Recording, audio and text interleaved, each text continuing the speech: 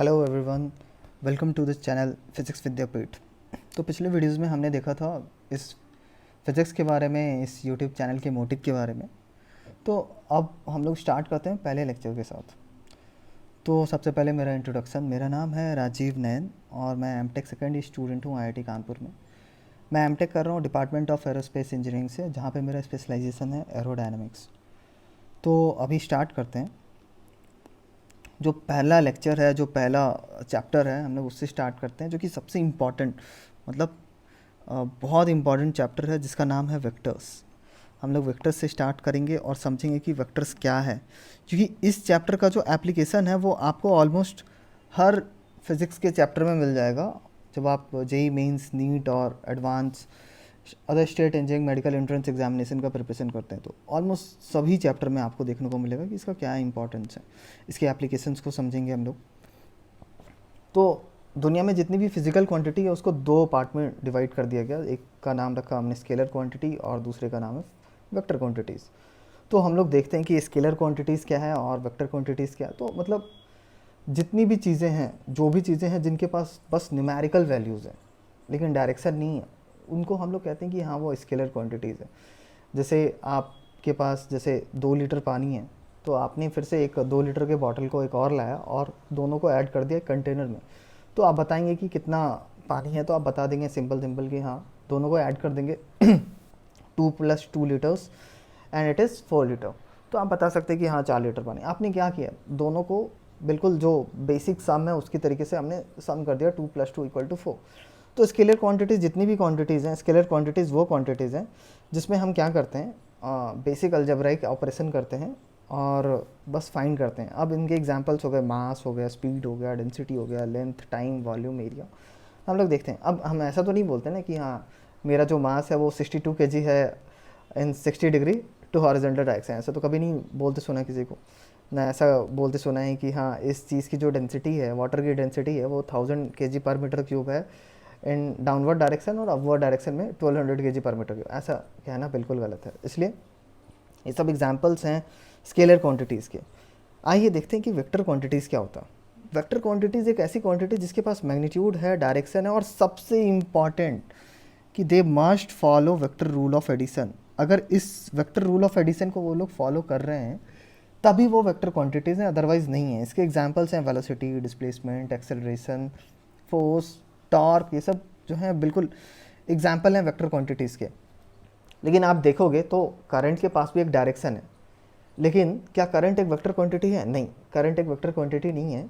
क्यों नहीं है? क्योंकि उसके पास डायरेक्शन रहते होने के बावजूद भी हम उसको वेक्टर रूल ऑफ एडिशन से ऐड नहीं करते हैं। हम उसको simple algebraic rule of addition से, जो बेसिक है, उससे हम लोग ऐड करते हैं या सब्सट्रैक्ट करते हैं। सिंपली आप उसी तरीके से सिमिलरली आप देख सकते हैं, जो हमारा हीट है, हीट के पास भी एक डायरेक्शन है। वो हायर बॉडी टेम्परेचर से लोअर बॉडी टेम्परेचर की तरफ फ्लो करती है। लेकिन क्या हीट एक वेक्टर क्वांटिटी है? नहीं, हीट भी एक वेक्टर क्वांटिटी नहीं है, क्योंकि हम उसको वेक्टर रूल ऑफ एडिशन से ऐड नहीं करते हैं। तो ये हो गया वेक्टर क्वांटिटीज़। आगे बहुत चीज़ जानेंगे वेक्टर क्वांटिटीज़ के बारे में। सबसे पहले कि वेक्टर क्वांटिटी को हम लोग डिनोट कैसे करते हैं। तो हम लोग जो डिनोट करते हैं, कोई भी वेक्टर है, जैसे सपोज करिए ए बी वेक्टर है, तो उसके ऊपर हम लोग एक एरो बनाते हैं। ये एरो क्यों बनाते हैं? ये एरो बताता है कि इस क्वांटिटी के पास क्या है, डायरेक्शन है। ठीक है। अब जैसे फोर्स है, फोर्स के पास क्या है, एक डायरेक्शन है। जैसे देख लीजिए, अब होता है ना, एक एग्जांपल आप देख लीजिए, एक ब्लॉक रखा हुआ है एक टेबल के ऊपर या एक सरफेस के ऊपर, उसके ऊपर हमने 30 degree to the horizontal direction में हमने एक फोर्स लगाया है। तो ये क्या, एक वेक्टर क्वांटिटी। हमने क्या बता दिया, डायरेक्शन किधर लगा है, फोर्स का जो डायरेक्शन है वो किधर है, फोर्स किधर लगा, 30 डिग्री टू हॉरिजॉन्टल, यानी 30 डिग्री टू एक्स एक्सिस लगा है यहाँ पे। तो हम लोग बता सकते हैं इसके पास एक डायरेक्शन है।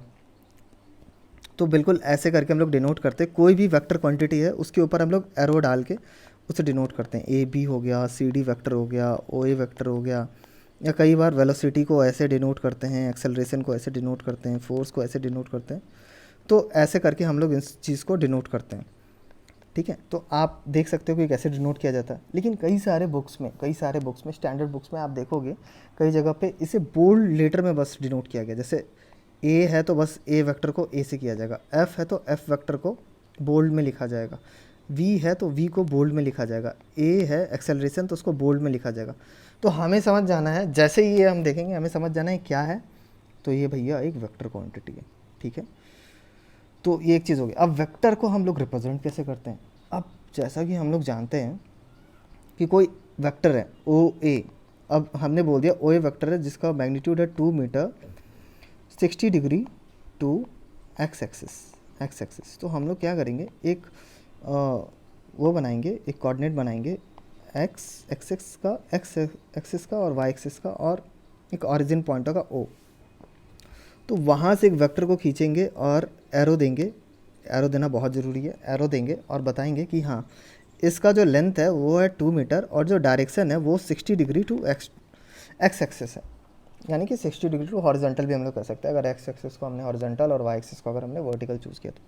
सिमिलरली अगर हमने बोल दिया कि एक 4 मीटर का वेक्टर बनाओ 60 डिग्री टू हॉरिजॉन्टल, तो उसका नाम सपोज करो हमें ओ बी रख दिया, ओ रख दिया और बी रख दिया, और ये कितना है 60 डिग्री है। हमने क्या किया, उसका लेंथ ओ ए के लेंथ से डबल कर दिया, ठीक है। तो हमने क्या कर दिया, ये ओ बी वेक्टर इस तरीके से हमने रिप्रेजेंट कर दिया। ये ऑब्वियसली ये एक्स एक्सिस है और ये वाई एक्सिस है, जैसा कि हम लोग देख सकते हैं। तो अब वेक्टर जब डालते हैं कोई भी वेक्टर को, तो हम लोग उसको एक लाइन से करते हैं जिसके लास्ट में एक एरो रहता है, ठीक है। एक लाइन से रिप्रेजेंट करते हैं जिसके लास्ट में एक एरो डालते हैं। जैसे सपोज करिए ओ है ए, तो जो ए पॉइंट है ना, ए पॉइंट, इसका नाम हम लोगों ने रख दिया हेड, ठीक है।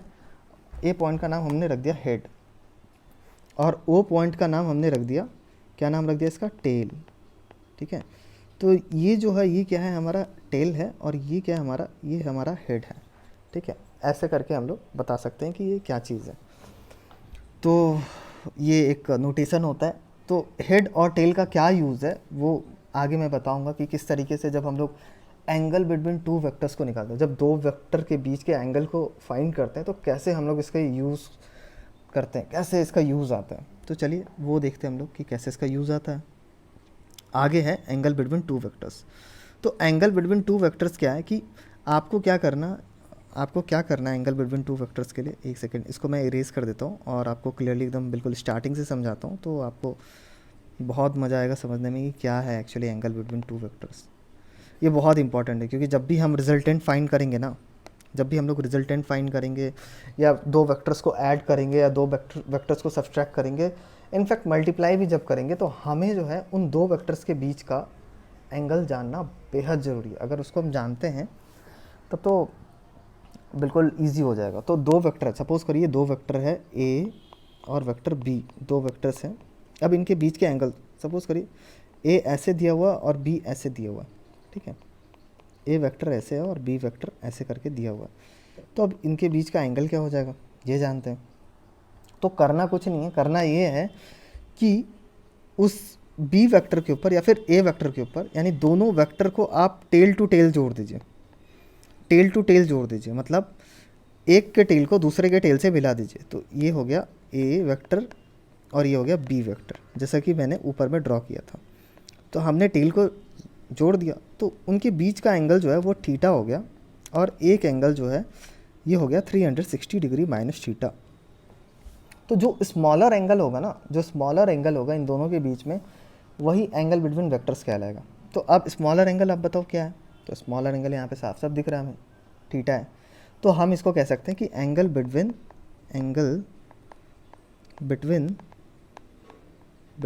ए and B, vector A and vector B is 60 degree. Similarly आप फॉर एन एग्जांपल आप ले लेते हैं, ऐसे करके एक वेक्टर है और एक वेक्टर ऐसे करके है, और ये एंगल दिया है 120 डिग्री, और ये वेक्टर है सपोज करो P और ये वेक्टर है Q। तो P और Q के बीच का एंगल क्या है, तो कई लोग कहेंगे 120 डिग्री लग रहा है, क्योंकि ये तो हो जाएगा 240 डिग्री, तो बोलेंगे कि स्मॉलर एंगल तो यही है 120 डिग्री, तो 120 डिग्री होना चाहिए। तो मैं कहूँगा नहीं, ऐसा नहीं होगा। क्यों ऐसा नहीं होगा, क्योंकि आप देखो P वेक्टर का हेड जो है वो Q वेक्टर के टेल से मिला हुआ। तो क्या मैंने ऐसे बताया आपको, नहीं, मैंने आपको क्या बताया कि इन दोनों के टेल टू टेल को मिला हुआ, यानी कि ये हो गया P वेक्टर और ये हो गया Q वेक्टर। हमने उसी वेक्टर को ऊपर टेल टू टेल मिलाया, तो जब ये 120 डिग्री होगा तो आप जब देखोगे तो ये क्या हो जाएगी, ये 60 डिग्री हो जाएगी। यानी ये एंगल कितना है, ये एंगल दिया है 60 डिग्री, और ये एंगल फिर कितना हो जाएगा 300 डिग्री। तो अब जब हमने टेल टू टेल को दोनों वेक्टर को मिलाया है तो इनके बीच का स्मॉलर एंगल क्या है 60 डिग्री। जी हाँ, यही है वो एंगल बिटवीन टू वेक्टर्स। तो हम लोग सीधा सीधा बोलेंगे कि angle between vector P and vector Q क्या हो जाएगा, वो हो जाएगा 60 डिग्री। आई होप सबको समझ में आ चुका होगा कि ये क्या है, एंगल कैसे निकालते हैं। तो बिल्कुल हमें यही करना है कि दोनों बीच दोनों दो वेक्टर्स हैं अगर, तो दोनों वेक्टर्स के टेल टू टेल को मिलाइए और उनके बीच का जो स्मॉलर एंगल है वही होगा हमारा angle between two vectors. I hope इसको आप समझ चुके होंगे। अब हम लोग देखते हैं इक्वालिटी ऑफ वेक्टर्स। तो मैं इसको इरेज कर देता हूँ ताकि मैं आपको स्टार्टिंग से बता सकूँ आप लोगों को कि इक्वालिटी ऑफ वेक्टर्स क्या होती है। आप बिल्कुल समझोगे इस चीज़ को, और ये जानना बेहद ज़रूरी है कि इक्वालिटी ऑफ वेक्टर्स क्या है, मतलब दो वेक्टर इक्वल कब होते हैं। आप जानते हैं दो नंबर, जैसे दो नंबर हैं वो इक्वल कब होंगे, जब उनके न्यूमेरिकल वैल्यू सेम होगा। जैसे एक 2 है तो दूसरे को भी 2 होना पड़ेगा। दो मास सेम कब होंगे, जब दोनों के मैग्नीट्यूड सेम होंगे, तभी हम बोलेंगे कि हाँ ये जो दोनों मास है वो सेम है। जैसे एक चीज़ है, जैसे एक आयरन ले लिया 3 kg का और आपने एक कॉपर ले लिया 3 kg का, तो दोनों का मास क्या है 3 kg, तो हम बता सकते हैं कि दोनों सेम है। लेकिन वेक्टर में ऐसा नहीं है, वेक्टर में कहानी थोड़ी अलग है, क्योंकि वेक्टर ही पूरा अलग है। मज़ेदार चीज़ है, डरना नहीं है। तो दो वेक्टर्स को, two vectors are said to be equal if they have same magnitude as well as direction. तो मतलब क्या है, मतलब साफ है इससे कि अगर दो वेक्टर्स की मैग्नीट्यूड और डायरेक्शन दोनों सेम है तो हम कह सकते हैं कि ये जो है इक्वल वेक्टर। सपोज़ करिए एक वेक्टर है, और हमने एक वाई प्लेन पे ही काम कर रहे हैं, एक सॉरी ये एक्स है। एक सेकेंड मैं इसको इरेज ही कर देता हूँ ताकि ये थोड़ा कंफ्यूजिंग ना लगे आपको। सपोज़ करिए ये एक्स एक्सिस है, ये वाई एक्सिस है। हमने एक वेक्टर ड्रॉ कर लिया ओ पी, ठीक है, और ये 30 डिग्री पे है, और इसका जो है, इसका जो लेंथ है वो है 2 मीटर, ठीक है। और एक अलग वेक्टर ड्रॉ कर लिया, इसका लेंथ है, इसका भी लेंथ 2 मीटर है, ओ क्यू है, और ये जो है भाई ये जनाब है 60 डिग्री पे। तो क्या दोनों वेक्टर सेम है? जी नहीं, दोनों वेक्टर सेम नहीं है। दोनों वेक्टर्स को सेम होने के लिए डायरेक्शन भी सेम होना पड़ेगा। तो अब डायरेक्शन को देखते हैं कैसे सेम करेंगे हम लोग। ये वाई एक्सिस है, ये एक्स एक्सिस है, तो अगर ओ पी अगर 30 डिग्री है, 2 मीटर है, तो ओ क्यू को भी इक्वल वेक्टर होने के लिए सेम डायरेक्शन यानी एक्स एक्सिस से 30 डिग्री पे होना बहुत ज़रूरी है, तभी ये हो सकता है। ये 30 डिग्री होगा और ये 2 मीटर ही होगा, तब हम लोग कह सकते हैं कि टू वेक्टर्स आर इक्वल, यानी कि O P equal to O Q. ये चीज़ हम लोग बोल सकते हैं। तो ऐसे हमें पता चलता है कि दो वेक्टर इक्वल मैग्नीट्यूड में है या नहीं है। तो आई होप आप समझ चुके होंगे कि दो वेक्टर। अब एक और चीज़, जब दो वेक्टर इक्वल वेक्टर्स हैं, सपोज करिए ओ पी है, और मैं थोड़ा कलर चेंज करता हूँ, और ये ओ पी है और ये ओ क्यू है, ठीक है। तो sorry O P O Q same magnitude भी होगा। तो चलिए ठीक है, मैं इसको इरेज कर देता हूँ। हाँ हाँ ठीक है। तो अभी क्या करते हैं, अब इसको सेम जगह पे हम लोग डालते हैं। तो ये जो है ओ पी ओ क्यू है और ये ओ पी भी है। तो अब दोनों वेक्टर क्या हैं, दोनों वेक्टर सेम डायरेक्शन में हैं और सेम मैग्नीट्यूड के।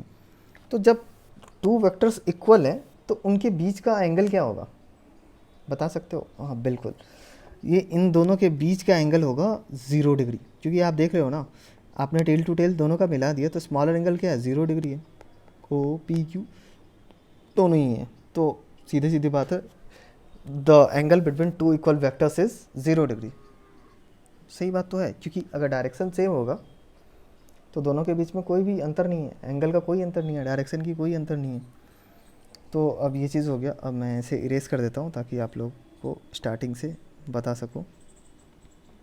एक्चुअली मैं पहले ये वीडियो शूट कर रहा था, लेकिन कुछ अचानक से एरर आ गया, तो उसकी वजह से ये चीज़ें रह गई हैं। सडनली कुछ एरर आ गया था मेरे इस टैबलेट में, जिसकी वजह से वीडियो रिकॉर्ड नहीं हो पाया। काफ़ी मेहनत का काम है ये, और सही बात है, मेहनत के बिना कुछ नहीं हासिल होता ज़िंदगी में। आपको भी मेहनत करना पड़ेगा अगर आपको बेहतर करना है, अगर आप चाहते हो कि आपकी लाइफ बेहतर जगह पे जाए, आप बेहतर जगह पे जाओ, आप अपने फैमिली को, अपने नेशन को, अपने स्टेट को, अपनी जगह को अगर आप प्राउड फील कराना चाहते हो, खुद को प्राउड फील कराना चाहते हो, तो आपको बहुत मेहनत करना पड़ेगा, सीधी बात। तो आइए वेक्टर्स में हम आते हैं। पैरेलल वेक्टर्स क्या होता है? Parallel, if two vectors are in same direction they are called parallel vectors. अगर दो वेक्टर सेम डायरेक्शन में हैं, सपोज को ये ओ पी है और ये ओ क्यू, अगर दोनों सेम डायरेक्शन में, दोनों के बीच की एंगल अगर 0 डिग्री है तो वो पैरेलल वेक्टर कहलाती है।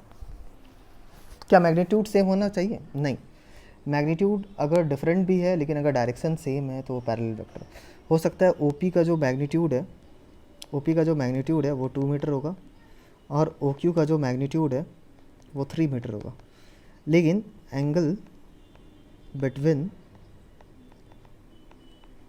ओ P and O Q should be what?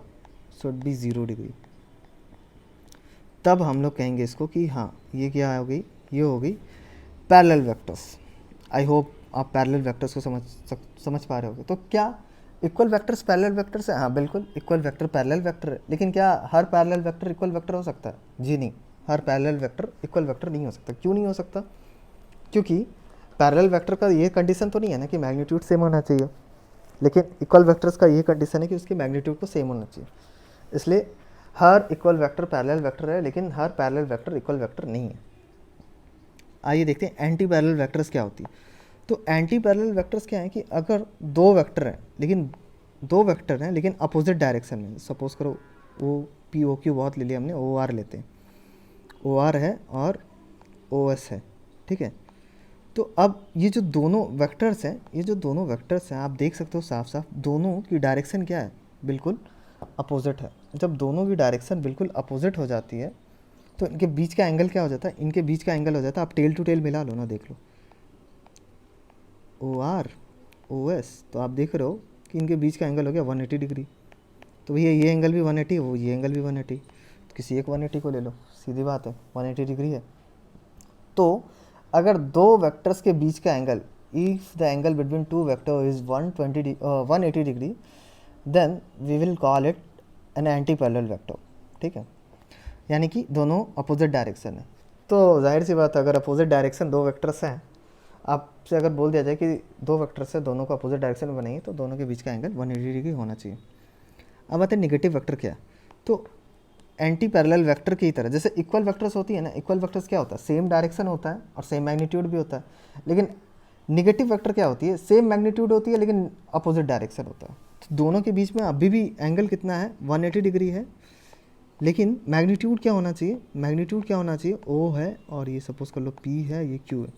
तो इनके बीच का एंगल क्या होना चाहिए? 180 डिग्री ही होना चाहिए, बिल्कुल अपोजिट होना चाहिए एक दूसरे से। लेकिन जो मैग्नीट्यूड ऑफ ओ पी है वो मैग्नीट्यूड ऑफ ओ क्यू के इक्वल होना चाहिए। अच्छा हाँ, वेक्टर जैसे ए बी है ना वेक्टर, तो इसके मैग्नीट्यूड को हम लोग लिख सकते हैं, magnitude of A B is, magnitude of A B is, इसके मैग्नीट्यूड को लिखते हैं, मतलब इसके न्यूमेरिकल वैल्यू को लिखते हैं हम लोग ऐसे मॉड ए बी करके, ठीक है। आगे मैं जब यूनिट वेक्टर पढ़ाऊँगा तो आपको समझाऊँगा कि क्या चीज़ें होती हैं, तो ये पार्ट 2 में आपको ज़रूर मिल जाएगा। बहुत सारी चीज़ों को हम लोग कवर करेंगे। तो अब देखते हैं कि ये कंकरेंट वेक्टर क्या है, ये सारी चीज़ें क्या है। ये वीडियो रिकॉर्ड नहीं हो पाया था लास्ट टाइम, तो इसकी वजह से ये सारी चीज़ें रह गई हैं। तो आपको पढ़ाने के लिए मुझे भी बहुत मेहनत करना पड़ता है, तो होपफुली आप इस मेहनत को देखोगे और आप अपने दोस्तों को भी बोलोगे कि हाँ इस चैनल पे आए और वो पढ़े, क्योंकि बहुत अच्छा लगेगा मुझे भी कि जितने ज़्यादा से ज़्यादा स्टूडेंट्स को मैं बताऊँगा उतना ही अच्छा लगेगा मुझे कि हाँ जो मेरी चीज़ें हैं, जो मेरा नॉलेज एक्सपीरियंस चीज़ें जो है ज़्यादा से ज़्यादा लोगों में शेयर हो रही है, तो मुझे काफ़ी अच्छा लगेगा वो। अब देखते हैं कि कंकरेंट वेक्टर्स क्या है। तो कंकरेंट वेक्टर्स क्या है कि अगर कोई वेक्टर है, बहुत सारे वेक्टर का, सपोज़ करिए बहुत सारे वेक्टर, मोर देन 2 वेक्टर या 2 वेक्टर्स जो भी है, लेकिन उनका इनिशिएशन पॉइंट एक ही है ना। अगर ओ है, ये ए है, ये बी है, तो हम लोग कहेंगे कि हाँ ये कंकरेंट वेक्टर, क्योंकि उसका जो पॉइंट है जहाँ से वो ऑरिजिनेट कर रही है वो तो एक ही है। तो आप कह सकते हो कि हाँ ये जो है कंकरेंट वेक्टर होगा। अब जैसे इस पेपर प्लेन का आप टिप ले लो और इस वाले एज को हमने नाम रख दिया ओ ए ओ बी, इसको कुछ नाम रख दिया ओ सी, इसका नाम रख दिया ओ डी, इसका नाम रख दिया ओ ई। आप प्लीज़ मेरी ड्राइंग पे मत जाना। तो ये सारे वेक्टर्स क्या हैं, ये सारे वेक्टर्स क्या हैं, ये सारे वेक्टर्स कंकरेंट है, क्योंकि ये देखो आप साफ साफ देख सकते हो ये एक ही जगह से निकल रहे हैं, एक ही पॉइंट से निकल रहे हैं, तो ये सारे कंकरेंट वेक्टर्स हो गए। अच्छा, दिवाली की आपने देखी होंगी वो चकड़ी, चकड़ी जब घूमती है तो बिल्कुल ऐसे ऐसे करके होता है ना, या आप हम लोग बचपन में बनाते थे जब हम लोग सूरज को बनाया करते थे, सन की ड्राइंग किया करते थे, तो ऐसे रेज़ को निकालते थे एक पॉइंट से, तो वो सारे रेज़ क्या थे पता है, वो सारे रेज़ कंकरेंट थे, कंकरेंट वेक्टर समझ लीजिए उसको। तो आई होप समझ चुके होंगे आप कंकरेंट वेक्टर क्या है। ये तो बहुत क्लासिकल एग्जांपल होगी। अब को प्लानर वेक्टर क्या होता है, vectors lying in same plane, मतलब एक ही प्लेन में जितने भी वेक्टर्स लाई कर रहे हैं एक प्लेन में, तो उसको कहते हैं को प्लानर वेक्टर। आप देखो, अब जैसे देखो एक्स एक्सिस है, ये एक्स मान लिया जाए, ये वाई सॉरी ये एक्स एक्सिस मान लिया जाए, वाई एक्सिस मान लिया जाए, जेड एक्सिस मान लिया जाए, ठीक है। तो ये ओ ए वेक्टर जो है वो एक्स वाई प्लेन में है, ओ बी वेक्टर क्या है, ओ बी वेक्टर क्या है वो भी एक्स वाई प्लेन में है, ओ सी वेक्टर क्या है वो भी एक्स वाई प्लेन में। लेकिन ओ डी वेक्टर क्या है, देखो इधर की तरफ आ रहा है वो, ओ डी वेक्टर क्या है इधर की तरफ आ रहा है। मैंने बस नाम रख दिया है, ओ हर कोई का अलग है, आप कंफ्यूज मत होना कि सब एक ही जगह से ऑरिजिनेट कर रहे हैं, ये आप कह भी सकते हो कि ऑरिजिनेट कर रहे हैं, लेकिन आप देखो ओ डी क्या हो गया ना, ओ डी जेड एक्सिस की तरफ आ गया, तो क्या इसका सेम प्लेन रह गया, नहीं, ये बाहर की तरफ, स्क्रीन के बाहर की तरफ से आ गया। तो आप सिंपल समझो ना एग्जांपल कि हाँ, जैसे ये जितने सारे पिक्चर्स बने हैं एरोप्लेन, ये सारे के सारे किस प्लेन में बने, एक्स वाई प्लेन में। कोई 3D पिक्चर है क्या इसमें, नहीं है। लेकिन अगर वो 3D पिक्चर होगी यहाँ पे कोई, तो क्या वो एक्स वाई प्लेन में ही रह जाएगा, नहीं, वो जेड एक्सेस बाहर की तरफ आने की कोशिश करेगा, तो वो जो होगा वो को प्लेनर वेक्टर नहीं होगा। तो को प्लेनर वेक्टर्स वो वेक्टर्स होते हैं जो सेम प्लेन में लाई करते हैं। चलिए ठीक है, अब देखते हैं ऑर्थोगोनल वेक्टर्स क्या होता है। जब दो वेक्टर्स उनके बीच का एंगल 90 डिग्री है, हमने बना लिया ई एफ वेक्टर, ठीक है। इनके बीच का एंगल क्या है, देखिए ये एंगल 90 डिग्री है और ये एंगल 270 डिग्री, तो जाहिर सी बात है हम 90 डिग्री वाले को लेंगे। तो angle between E and F, angle between E and vector F is 90 degree, तो हम लोग इसको कहेंगे ऑर्थोगोनल वेक्टर। तो दो वेक्टर के बीच का एंगल जब अगर 90 डिग्री है तो उसको सीधा सीधा बोल देंगे कि ये ऑर्थोगोनल वेक्टर है। तो अभी ये पार्ट 1 में इतना ही था, तो पार्ट 2 में बहुत कुछ आप और देखोगे कि रिजल्टेंट क्या है। दो वेक्टर को हम लोग ऐड करेंगे, मल्टीप्लाई करेंगे, कुछ क्वेश्चंस को सॉल्व करेंगे।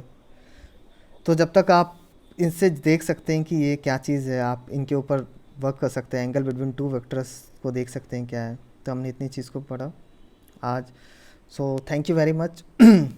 Subscribe to the channel and discover the beauty of the subject. बिल्कुल चैनल को सब्सक्राइब करिए और देखिए कि फ़िज़िक्स कितना ही खूबसूरत सब्जेक्ट है, कि बहुत ज़्यादा खूबसूरत सब्जेक्ट है। आप इस चीज़ को महसूस करेंगे कुछ दिनों बाद। तो बिल्कुल शेयर भी करिएगा अपने दोस्तों के साथ ताकि वो भी आके फ़िज़िक्स पढ़ें चैनल पे। Thank you very much.